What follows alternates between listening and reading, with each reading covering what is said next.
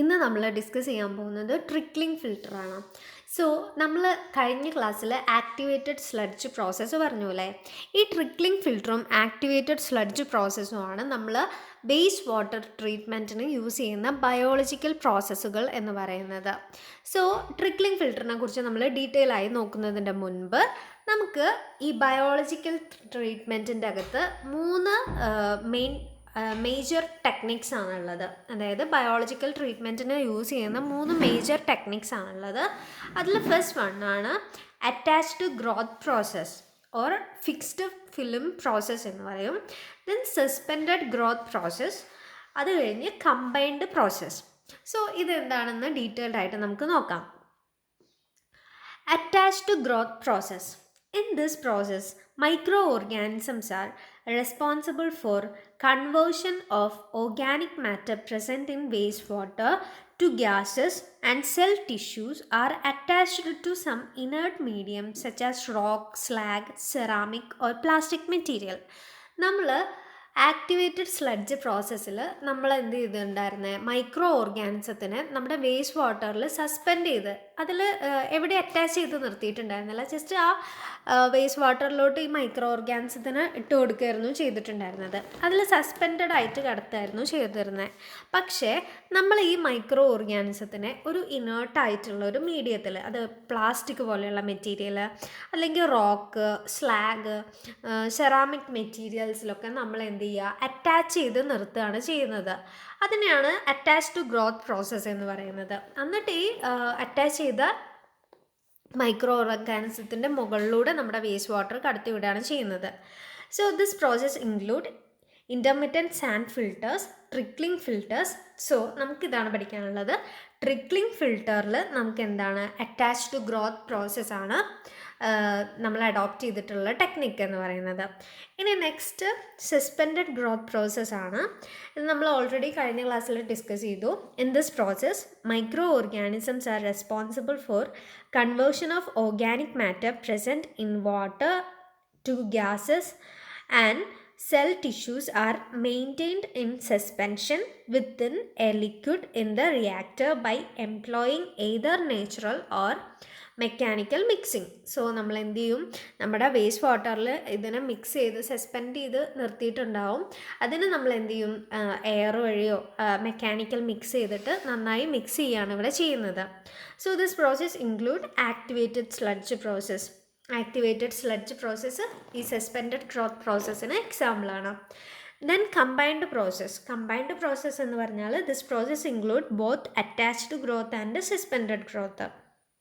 രണ്ട് ഗ്രോത്തും നമ്മൾ കമ്പൈൻഡ് പ്രോസസ്സിൽ യൂസ് ചെയ്യാറുണ്ട്. സോ ഇനി നമുക്ക് ആദ്യം ട്രിക്ലിംഗ് ഫിൽറ്ററിനെ കുറിച്ചിട്ട് നോക്കാം.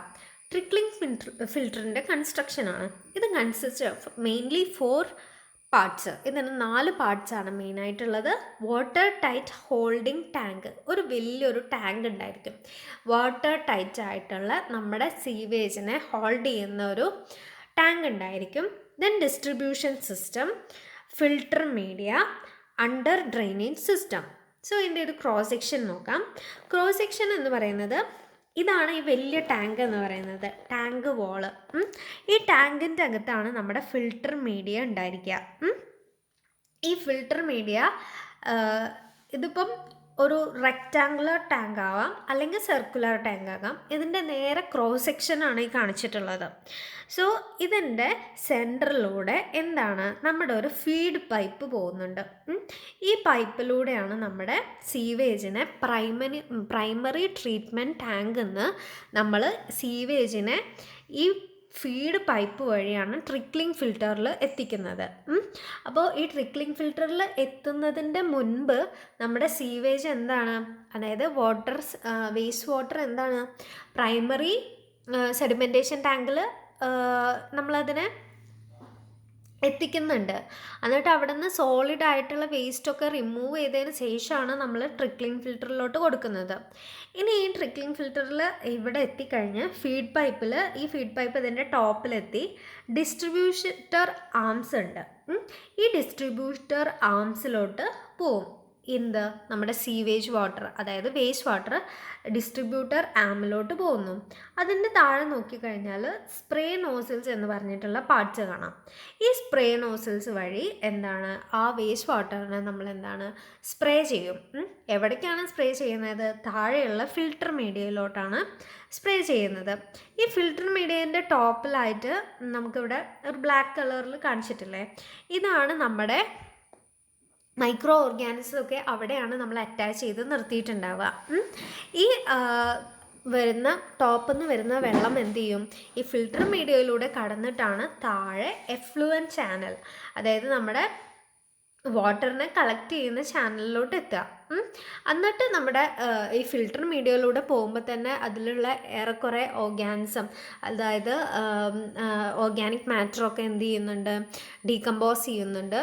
അതുവഴി നമുക്ക് താഴെ കിട്ടുന്ന വെള്ളം ഫ്രഷ് വാട്ടർ ആയിരിക്കും. ഇതിന് നമ്മൾ എന്ത് ചെയ്യും? സെക്കൻഡറി സെഡിമെൻറ്റേഷൻ ടാങ്കിലോട്ട് കടത്തിവിടും. അവിടെ വെച്ചിട്ട് ഫർദർ ട്രീറ്റ്മെൻറ്റ് ഒക്കെ ചെയ്യും. ഇത്രയുമാണ് ഈ ട്രിക്ലിംഗ് ഫിൽറ്ററിൽ നടക്കുന്ന പ്രോസസ്സ് എന്ന് പറയുന്നത്. നമുക്കത് സ്റ്റെപ്പ് ബൈ സ്റ്റെപ്പ് എന്തൊക്കെയാണെന്ന് നോക്കാം. The tank is either rectangular or square if fixed nozzles are used as and circular in shape if rotary distributors are used. Fixed nozzles use ചെയ്യുന്നത്, അതായത് ടാങ്ക് നമുക്ക് rectangular ഷേപ്പിലുണ്ടായിരിക്കും. അതായത് ടാങ്കിനെ നമ്മൾ ടോപ്പിൽ നിന്ന് നോക്കിക്കഴിഞ്ഞാൽ റെക്റ്റാങ്കുലർ പ്ലാനിലുണ്ടായിരിക്കും, അല്ലെങ്കിൽ സ്ക്വയർ പ്ലാനിലുണ്ടായിരിക്കും, അതുപോലെ തന്നെ സർക്കുലർ പ്ലാനിലുണ്ടായിരിക്കും. ഈ സർക്കുലർ പ്ലാനിലാണെങ്കിൽ നമ്മളവിടെ റോട്ടറി ഡിസ്ട്രിബ്യൂട്ടറാണ് യൂസ് ചെയ്യുന്നത്. അതായത് റൊട്ടേറ്റ് ചെയ്യുന്ന റോട്ടറി ഡിസ്ട്രിബ്യൂട്ടേഴ്സാണ് യൂസ് ചെയ്യുന്നത്. മറ്റേതാണെങ്കിൽ ഫിക്സ്ഡ് നോസിൽസ് ആണ് യൂസ് ചെയ്യുന്നത്. As rotary distributors are more reliable and easy to maintain and operate. നമുക്ക് റോട്ടറി ഡിസ്ട്രിബ്യൂട്ടേഴ്സാണ് മെയിൻറ്റെയിൻ ചെയ്യാനൊക്കെ ഈസി. ഇപ്പം ഞാൻ ഇതിൻ്റെ കൂടെ ഒരു എക്സാമ്പിൾ നിങ്ങൾക്ക് ഒരു അനിമേഷൻ വീഡിയോ കൊടുത്തിട്ടുണ്ട്, അതെല്ലാവരും കാണാം. എന്നിട്ട് ഈ വീഡിയോ കണ്ടു കഴിഞ്ഞാൽ കുറച്ചുകൂടെ നിങ്ങൾക്ക് മനസ്സിലാക്കാൻ കഴിയും. So circular shape is most commonly used. നമ്മൾ മോസ്റ്റ് കോമൺലി ആയിട്ട് യൂസ് ചെയ്യുന്നത് സർക്കുലർ ഷേപ്പാണ്. അതാണ് ഈസി, മെയിൻറ്റെയിൻ ചെയ്യാൻ ഈസിയാണ്, അതുപോലെ റിലയബിൾ ആണ്. So the walls are either masonry or concrete walls. നമ്മൾ ഇവിടെ കാണിച്ചിട്ടില്ലേ, ഈ ടാങ്കിന് വാള് കൊടുത്തിട്ടുണ്ട് അല്ലേ, ഇത് നല്ല വാട്ടർ ടൈറ്റ് ആയിട്ടുള്ള വോളായിരിക്കണം. അതുപോലെ ഇത് മാസൻട്രി വെച്ചിട്ടോ അല്ലെങ്കിൽ കോൺക്രീറ്റ് വെച്ചിട്ടോ ആണ് ഈ വാൾ ഉണ്ടാക്കുന്നത്. And the walls are constructed such that they should withstand pressure exerted by sewage from inside. So ഈ വാൾസ് ഉള്ളിൽ സീവേജ് വരുന്നുണ്ട്, ഫിൽട്ടർ മീഡിയ വഴി സീവേജ് നമ്മൾ ഈ വാളിൻ്റെ അകത്താണ് എല്ലാ പ്രോസസ്സും നടക്കുന്നത്. സോ ഈ വാള് ഉള്ളിൽ നിന്ന് വാട്ടർ എക്സേർട്ട് ചെയ്യുന്ന പ്രഷർ വിത്ത്സ്റ്റാൻഡ് ചെയ്യാൻ തക്കവണ്ണമായിരിക്കണം നമ്മൾ എന്ത് ചെയ്യുന്നത്, കൺസ്ട്രക്ട് ചെയ്തിട്ടുണ്ടാവേണ്ടത്. And the walls are made water tight ആവണം. And the under drainage system is supported by a floor which slopes to collection channel. പിന്നെ ഈ ഫിൽട്ടർ വഴി താഴോട്ട് നന്നായി ഫിൽട്ടർ ചെയ്ത് വരുന്ന ഈ വെള്ളത്തിന് നമ്മൾ താഴെ ഒരു അണ്ടർ ഡ്രെയിനേജ് സിസ്റ്റം ഉണ്ട്. ആ ഡ്രെയിനേജ് സിസ്റ്റത്തിലോട്ടാണ് കളക്ട് ചെയ്യുന്നത്. ഈ കളക്ട് ചെയ്യുന്ന വാട്ടർ എന്ന് പറയുന്നത് അതൊരു ഫ്ലോറിലാണ് ആ അണ്ടർ ഡ്രെയിനേജ് സിസ്റ്റത്തിനെ സപ്പോർട്ട് ചെയ്തിട്ടുള്ളത്. അതിനൊരു സ്ലോപ്പ് കൊടുത്തിട്ടുണ്ടാവും. സ്ലോപ്പ് എന്തിനാണ്? കളക്ഷൻ ചാനലിൽ, അത് കളക്ട് ചെയ്യുന്ന ചാനലിലോട്ട് അതിനൊരു സ്ലോപ്പ് കൊടുത്തിട്ടുണ്ടായിരിക്കും. And it also consist a filter media which should have high specific surface area, high percentage void space and resistance to abrasion and insoluble in sewage water. അതായത് നമ്മുടെ filter media എന്ന് പറയുന്നത്, നമ്മുടെ ഈ വാളിൻ്റെ അകത്ത് കൊടുത്തിട്ടുള്ള ഫിൽട്ടർ മീഡിയ എന്ന് പറഞ്ഞാൽ അതിന് ഹൈ സ്പെസിഫിക് സർഫസ് ഏരിയ ആയിരിക്കും. അതായത് നമ്മളിപ്പം കുറേ സർഫസ് ഏരിയ ഉള്ള സ്ഥലത്താണ്. സോ ഇതിൻ്റെ അകത്ത് high percentage of void space ഉണ്ടായിരിക്കണം. നമ്മുടെ സോളിഡ്സിനെ, അതായത് മൈന്യൂട്ട് സോളിഡ് പാർട്ടിക്കിൾസിനെ അബ്സോർബ് ചെയ്യാൻ തക്കവണ്ണമുള്ള മൈന്യൂട്ട് വോയിഡ് സ്പേസ് എന്തിൻ്റെ അകത്തുണ്ടായിരിക്കണം? നമ്മുടെ ഫിൽട്ടർ മീഡിയേൻ്റെ അകത്തുണ്ടായിരിക്കണം. അതുപോലെ തന്നെ ഇൻസൊല്യൂബിൾ ഇൻ സീവേജ് വാട്ടർ. നമ്മുടെ സീവേജ് വാട്ടറിൽ ഇൻസൊല്യൂബിൾ ആവണം, അതായത് അതിൽ അലിഞ്ഞ് പോകാൻ പാടില്ല. സോ ഇത്രയും ക്യാരക്ടറിസ്റ്റിക്സ് ആണ് നമ്മുടെ എന്തിനു വേണ്ടത്? ഫിൽട്ടർ മീഡിയയ്ക്ക് വേണ്ടത്. സോ നെക്സ്റ്റ് വരുന്നതാണ് ഇവിടെ നടക്കുന്ന ബയോളജിക്കൽ പ്രോസസ്സ് എന്താണെന്ന്. and the sewage is allowed to sprinkle over filter media through nozzles or rotary distribution. ആദ്യത്തെ പ്രോസസ്സ് എന്ന് പറയുന്നത് നമ്മുടെ പ്രൈമറി സെഡിമെൻറ്റേഷൻ ടാങ്കിൽ നിന്ന് വന്നിട്ടുള്ള സീവേജിനെ നമ്മൾ ഏറ്റവും ടോപ്പിൽ വെച്ചിട്ട് സ്പ്രിങ്കിൾ ചെയ്യും. എന്തിൻ്റെ? നമ്മുടെ ഫിൽട്ടർ മീഡിയയുടെ മുകളിൽ സ്പ്രിങ്കിൾ ചെയ്ത് കൊടുക്കും. And the biological purification is mainly done by aerobic bacteria which form a bacterial film known as biofilm or slime film around filter media. Filter മീഡിയൻ്റെ അറൗണ്ട് ആയിട്ട് എന്താണ്, ഒരു എയ്റോബിക് ബാക്ടീരിയയുടെ ഫിലിം ഉണ്ടാവും. ഈ ഫിലിമിനെ നമ്മൾ സ്ലൈം ലെയർ ഓർ ബയോഫിലിം എന്നാണ് പറയുന്നത്. And the biofilm layer is aerobic only up to a depth of 0.1 to 0.2 mm and remaining part is anaerobic. അതായത് ഒരു 0.1 to 0.2 mm തിക്കിലുള്ള ലെയറിൽ മാത്രമേ എയ്റോബിക് ബാക്ടീരിയ ഉണ്ടായിരിക്കുള്ളൂ. കാരണം എന്താ? ഏറ്റവും ടോപ്പിലാണ് എയറുമായിട്ട് കോണ്ടാക്റ്റ് വരുന്നത്. അതിൻ്റെ താഴത്തോട്ട് എന്തായിരിക്കും? അനൈറോബിക് ആയിരിക്കും. And the organic matter is degraded by aerobic microorganism on the outer portion of biofilm, and the organic matter is degraded by aerobic microorganism on the outer portion of biofilm. Then the food concentration is high at the outer surface of biofilm, hence the growth of microorganism is more at the outer surface of biofilm. അതെന്താ? Food concentration ഏറ്റവും കൂടുതൽ എവിടെയായിരിക്കും? Higher ലെവലിലായിരിക്കും. അപ്പോൾ എവിടെയായിരിക്കും organism growth കൂടുന്നത്? Higher ലെവലിലായിരിക്കും. And the most diffused oxygen is consumed by micro organism at outer surface before it reaches the depth.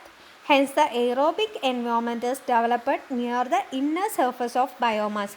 അതായത് ടോപ്പിൽ വെച്ചിട്ട് തന്നെ ഏറെക്കുറെ എല്ലാ സംഭവങ്ങളും എന്താണ് സെറ്റാവും എയ്റോബിക് കണ്ടീഷനിൽ വെച്ചിട്ട്. ദെൻ അനൈറോബിക് കണ്ടീഷനിലോട്ട് അത് ഇന്നർ പോർഷനിലേക്ക് അതെല്ലാം കഴിഞ്ഞിട്ടാണ് എത്തുന്നത്.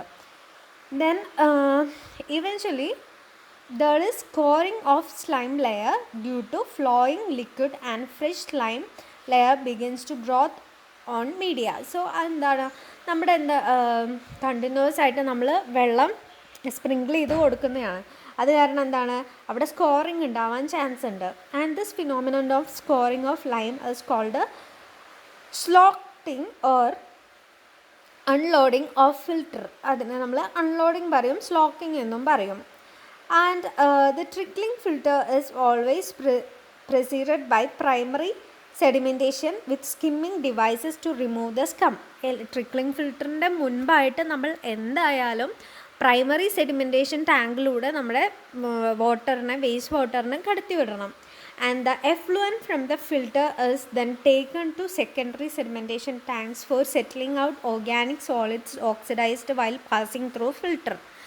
അത് കഴിഞ്ഞിട്ട് പ്രൈമറിയിലൂടെ വന്ന് ട്രിക്ലിംഗ് ഫിൽറ്ററിലെത്തി വീണ്ടും നമ്മൾ സെക്കൻഡറി സെഡിമെൻറ്റേഷൻ ടാങ്കിലോട്ട് കൊടുക്കണം. ദെൻ ഫർദർ ട്രീറ്റ്മെൻറ്റ് അത് കഴിഞ്ഞിട്ട് നമ്മൾ ചെയ്യും. ഇത്രയാണ് ട്രിക്ലിംഗ് ഫിൽറ്റർ എന്ന് പറഞ്ഞിട്ടുള്ള കൺസെപ്റ്റ് വരുന്നത്.